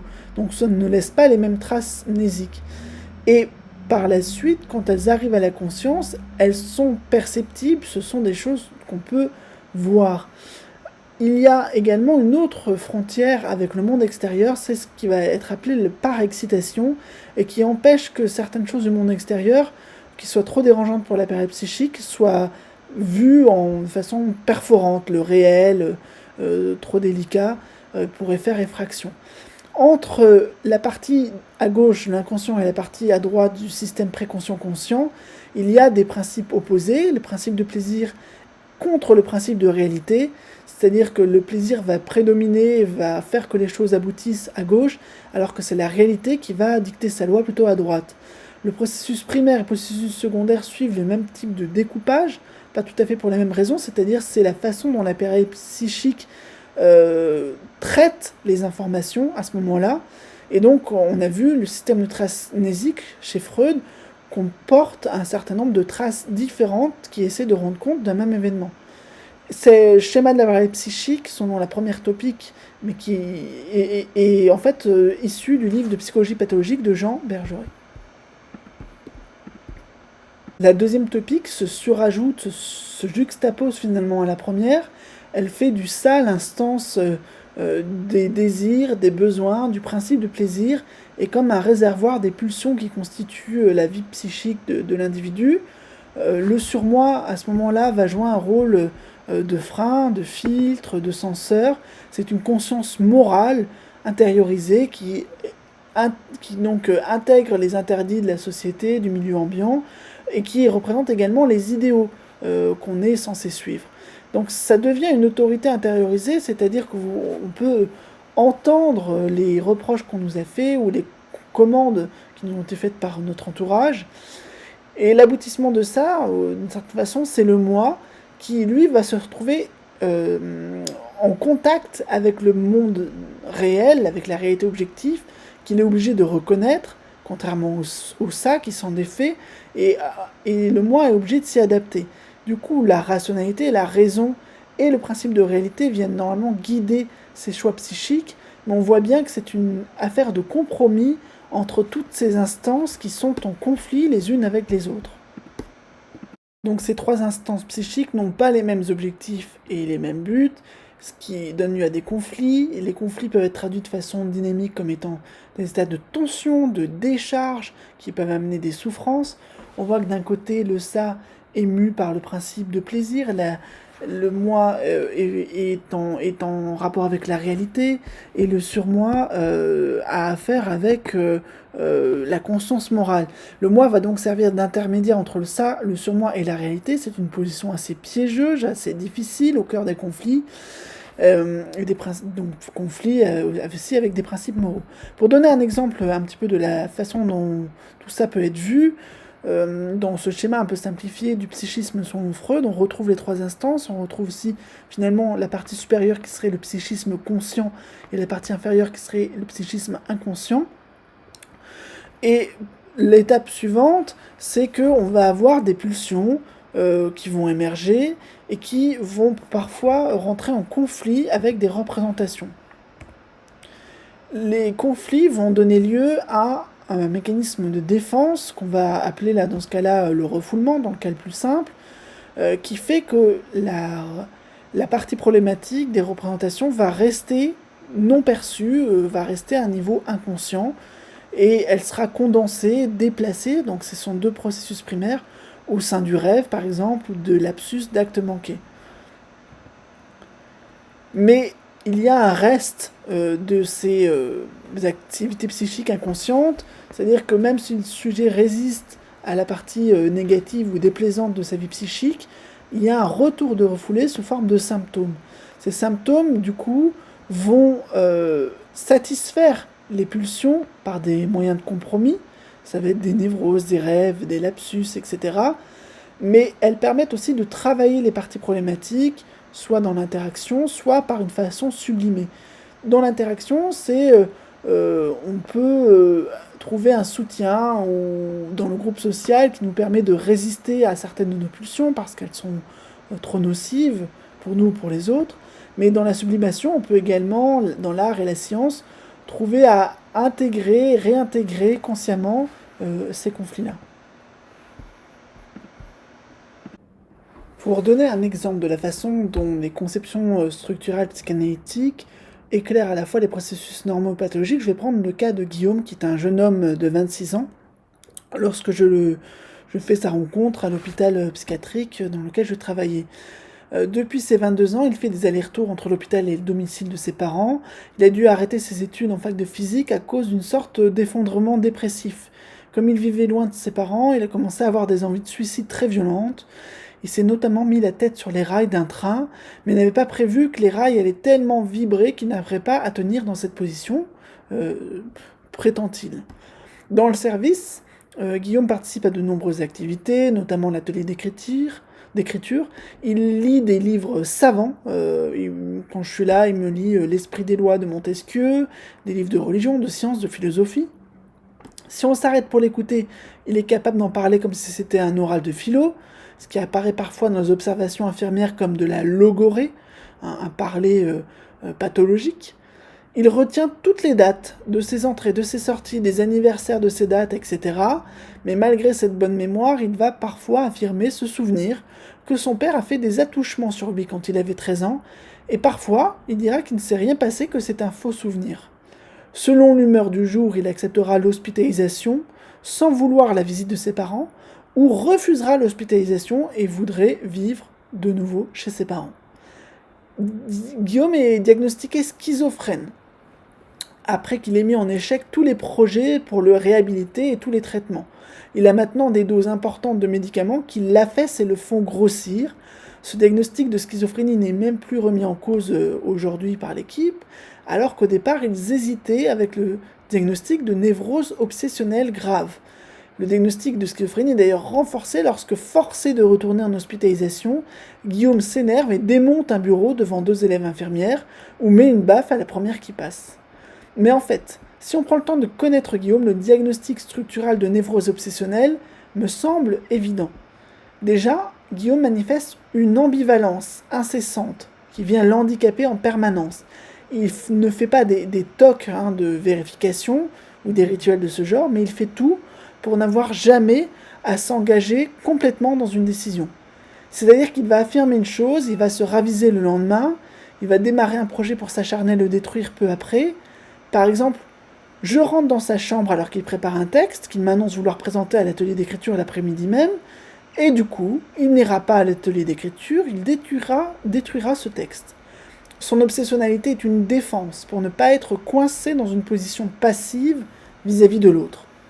Mais un signe plus important est son mode de jouissance qu'on peut caractériser d'anal. Déjà, de façon très concrète, il va se masturber en s'insérant des objets dans l'anus. C'est pour l'instant sa seule vie sexuelle et il en a honte. La jouissance anale se retrouve plus généralement dans son rapport aux objets. Il va adorer un livre, une radio, une console ou un ordinateur portable. Mais une fois qu'il a signifié son adoration, il entre en crise et met l'objet dans la poubelle et ne supporte plus de le reprendre une fois calmé. La femme de ménage a fait en sorte de récupérer ces objets de valeur et de les planquer dans le service, mais même si le service sert de dépôt, cela revient à entretenir cette fantasmatique. Il y a une sorte d'équivalence entre l'objet de la jouissance et le fesses, la merde, ce qui devient très concret ici. Par exemple, Guillaume, plus précisément, va prendre son argent, va acheter une boîte de Lego, ce qu'il reconnaît lui-même comme étant une régression. Il va jouer, et puis il va l'acheter. Et le lendemain, il repart acheter la même boîte de Lego et il recommence. Quand on identifie une structure de névrose obsessionnelle, qu'est-ce que cela va apporter à la prise en charge ? Je vous donne ici 3 pistes à titre d'exemple. Par rapport aux objets, un moyen de fluidifier la circulation est de passer par l'écriture. Guillaume va écrire des textes et il va pouvoir ensuite s'en débarrasser, soit lors d'un atelier, en les lisant, soit tout seul. Mais au moins, il maintient par ces moyens-là une forme d'expression et d'élaboration qui est collectivée, rendue collective. Par rapport à l'hésitation absolue, l'assistante sociale a bien pris le coup d'adapter son rythme en suivant plusieurs projets simultanément.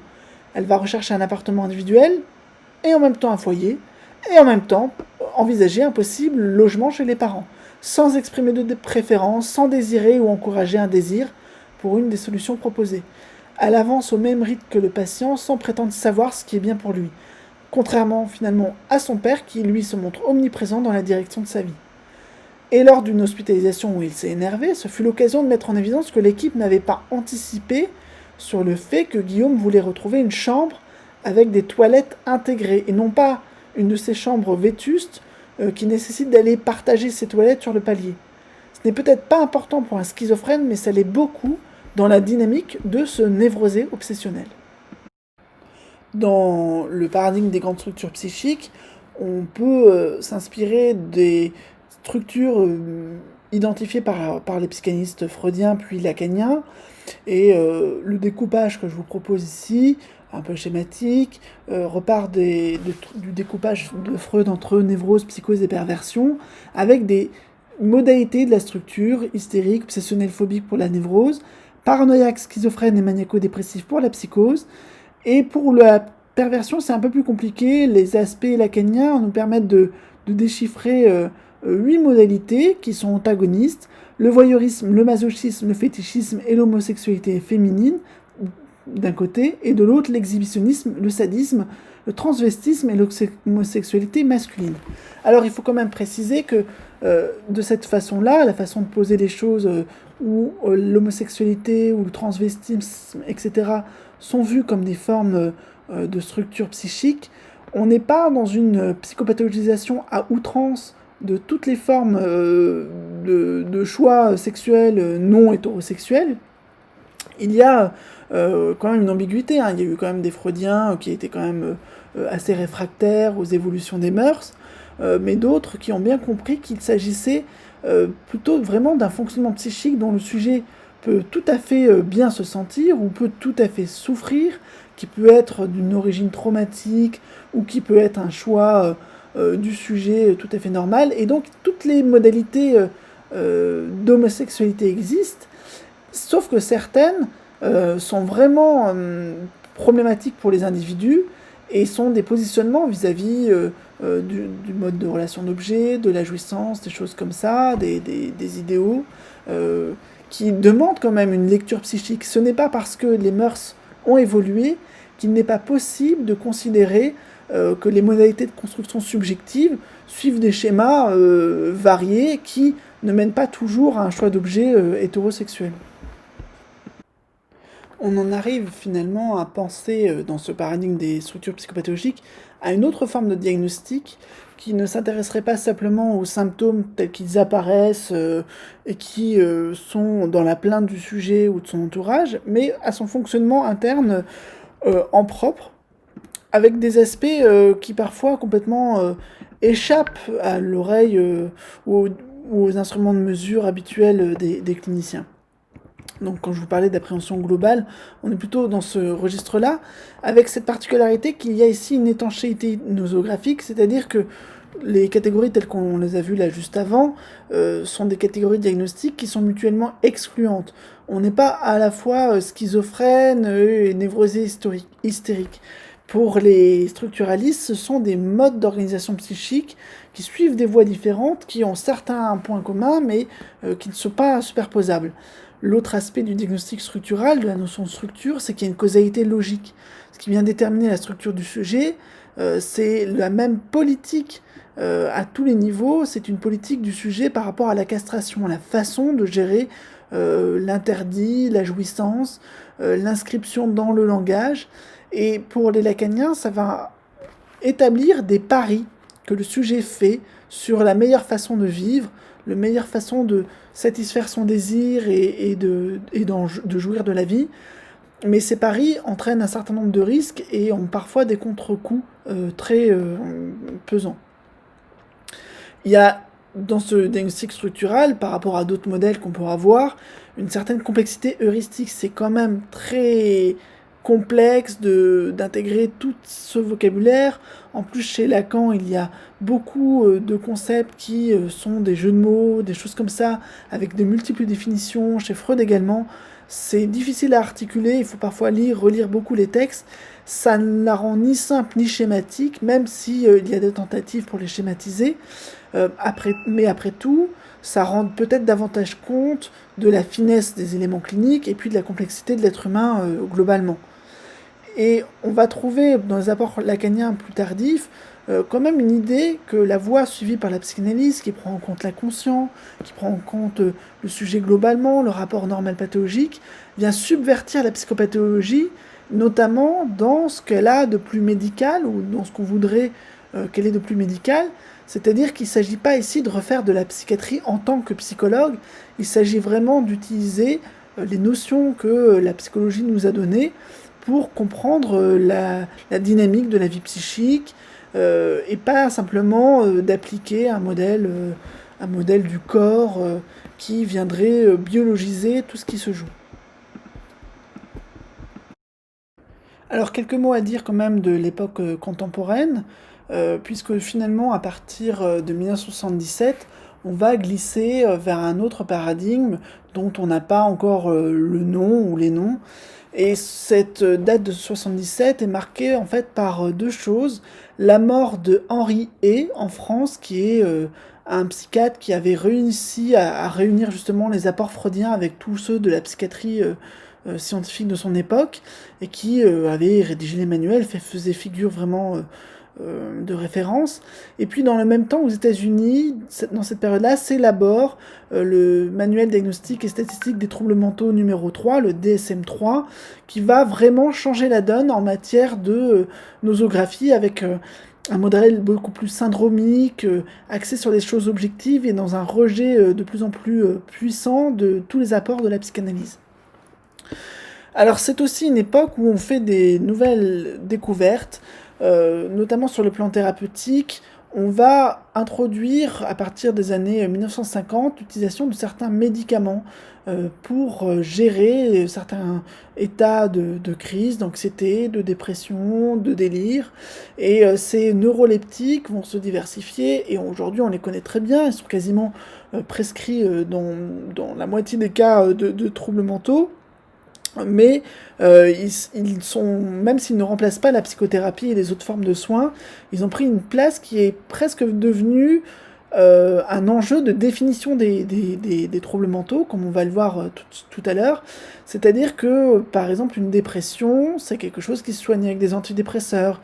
Une psychose, c'est quelque chose qui se soigne avec des antipsychotiques.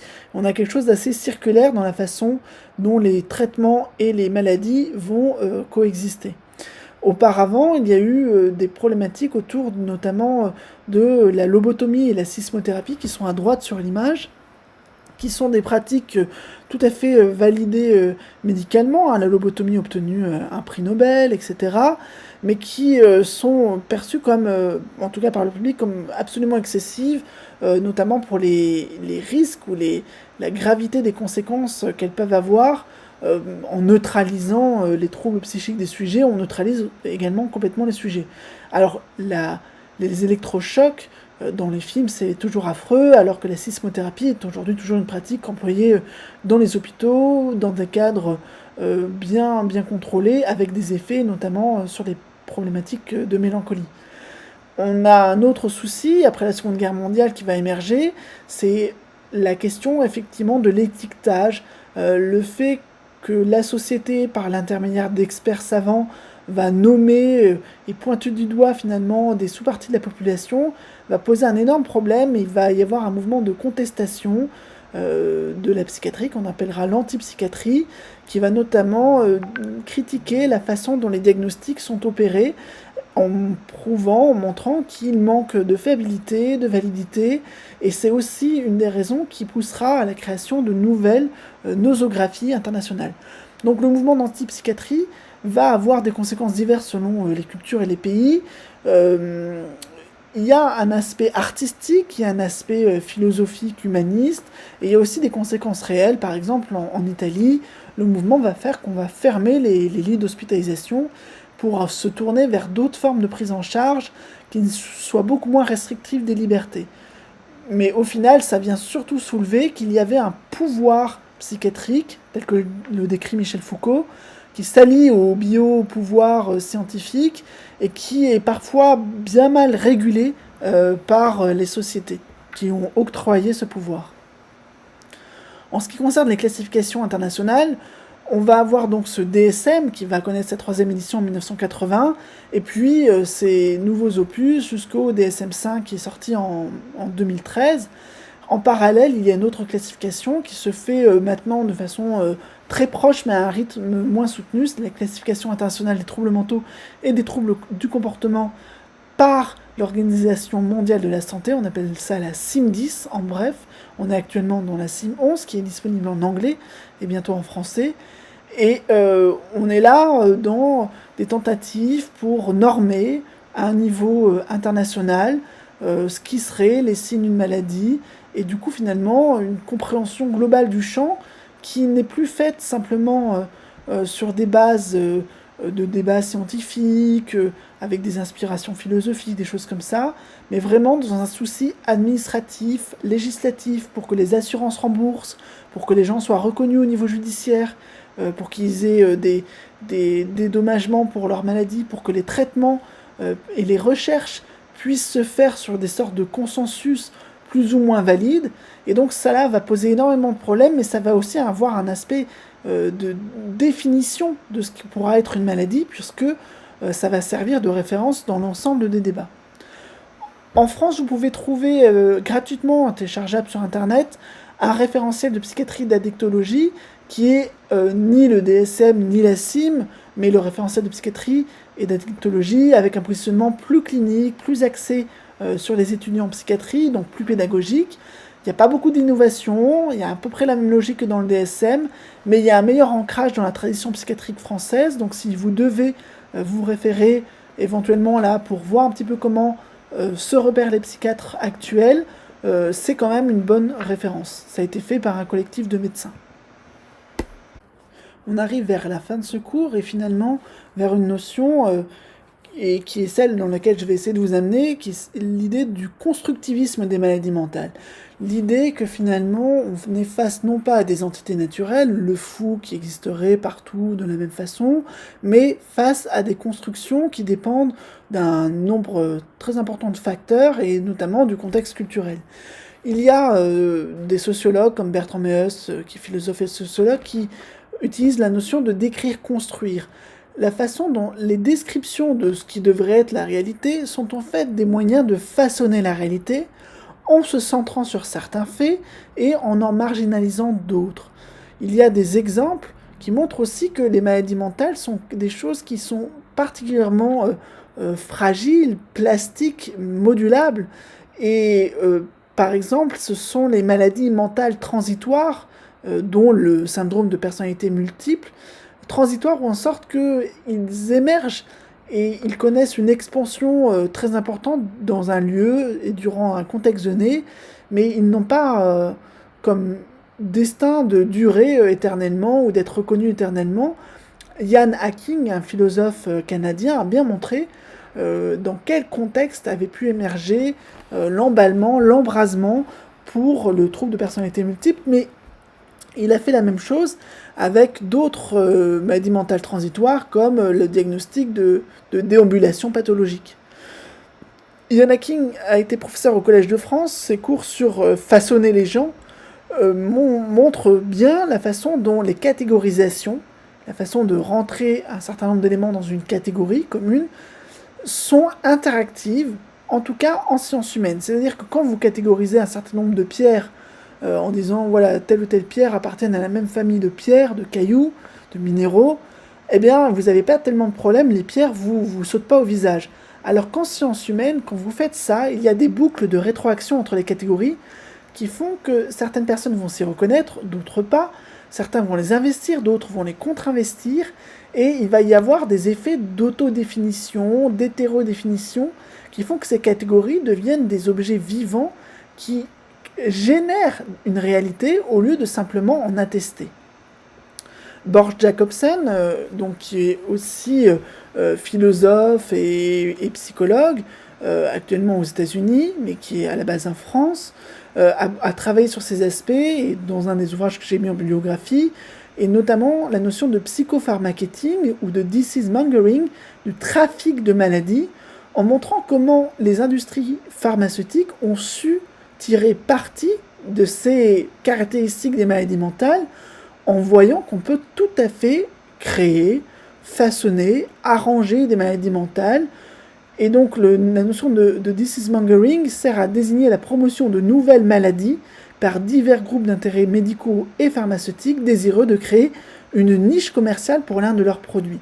Ça n'est pas de la théorie du complot, ce sont des exemples qui ont été travaillés par de nombreux auteurs. On doit donc globalement chercher l'endroit d'où provient le discours sur la folie, chercher les intérêts qu'il va servir.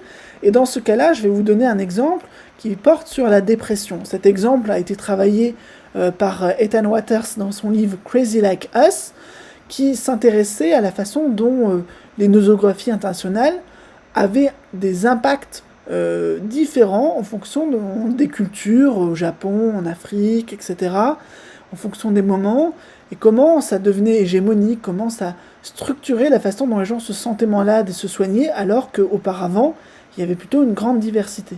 Donc cet exemple, c'est l'exemple du méga marketing de la dépression au Japon.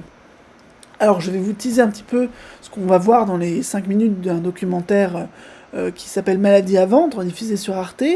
C'est que il y a eu au Japon une tentative dans les années 90 pour promouvoir les antidépresseurs, et notamment le Prozac, aux Japonais, avec la maladie qui va avec, qui était la dépression. Mais là-bas, ça ne marchait pas du tout parce que la dépression n'était pas du tout considérée comme une maladie mentale comme nous on la pense, c'est-à-dire que c'était plutôt équivalent à la schizophrénie avec une durée moyenne de séjour en psychiatrie de 1 an. Il y avait très peu de place pour les formes aiguës de maladie mentale. ce qui s'est passé, c'est qu'une autre compagnie pharmaceutique a tenté de percer dans ce marché-là en ayant une stratégie très différente. Ils ont essayé de déstigmatiser la dépression en changeant le nom, en changeant les idées qui allaient avec, en créant un certain marketing avec des héros, des colporteurs de la dépression et de son image positive, jusqu'à qu'au bout d'un certain temps, cette formule moins stigmatisante, associée à la prise de médicaments, soit introduite sur le marché. Et à ce moment-là, ils ont proposé leurs pilules qui ont eu un succès fou et qui ont rapporté beaucoup d'argent. Donc finalement, la façon dont on a construit ou préparé un terrain culturel pour le rendre compatible avec une prescription, un objet qu'on avait à vendre. Et c'est quelque chose d'intéressant parce que ce n'est pas que au Japon, ce n'est pas que pour la dépression, c'est quelque chose qui accourt à plein d'autres endroits. Et d'ailleurs, le Japon avait déjà été victime d'une sorte d'épidémie de ce genre au tout début du XXe siècle, dû au succès du diagnostic de neurasthénie qui était déjà importé d'Europe.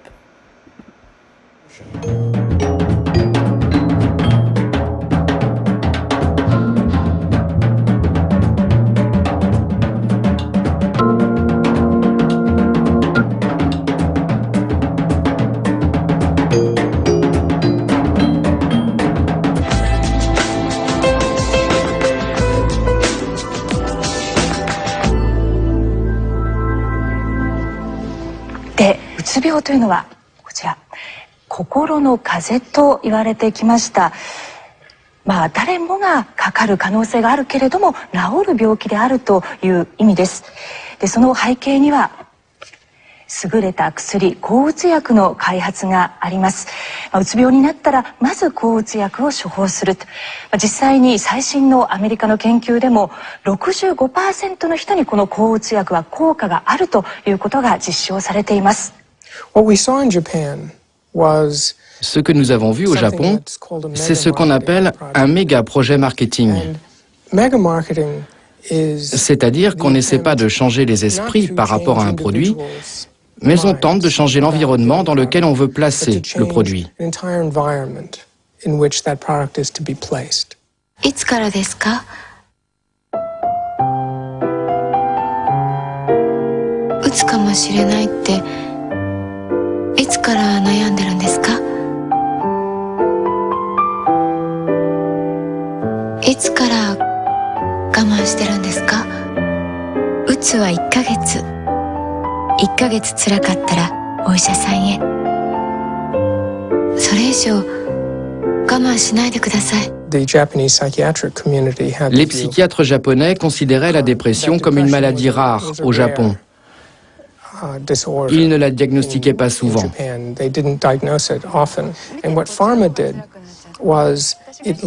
L'industrie pharmaceutique a fait un lobbying très moralisateur auprès du gouvernement pour lui prouver que les patients japonais n'étaient pas bien traités. Ensuite, elle a mis sur pied une campagne afin de réduire le sentiment de honte qu'un Japonais peut ressentir s'il est triste, déprimé, ou si quelque chose ne va pas et le ferait rester chez lui sans consulter un médecin.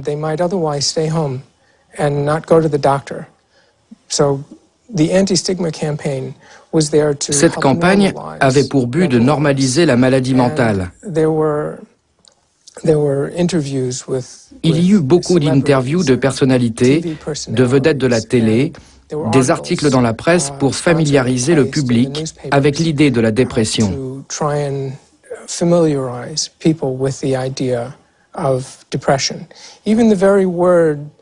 Le mot même de dépression en japonais, utsubio, qui signifiait dépression majeure, a été changé par une grande campagne de communication. Lorsque les Japonais entendaient ce mot dépression, utsubio, cela évoquait quelque chose de très grave, quelqu'un d'hospitalisé. La notion a été changée pour celle de kokoro no kaze, ce qui signifie un rhume du cœur ou un rhume de l'âme.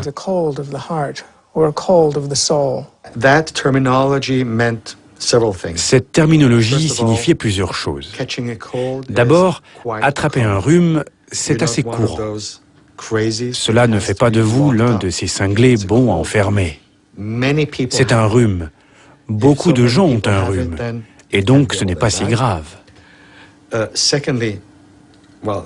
Ensuite, les Japonais sont de grands consommateurs d'antibiotiques. Et donc, un rhume, cela signifiait que c'était guérissable par un médicament. Et bien sûr, l'âme, c'est très poétique. Cela résonne bien avec la culture japonaise.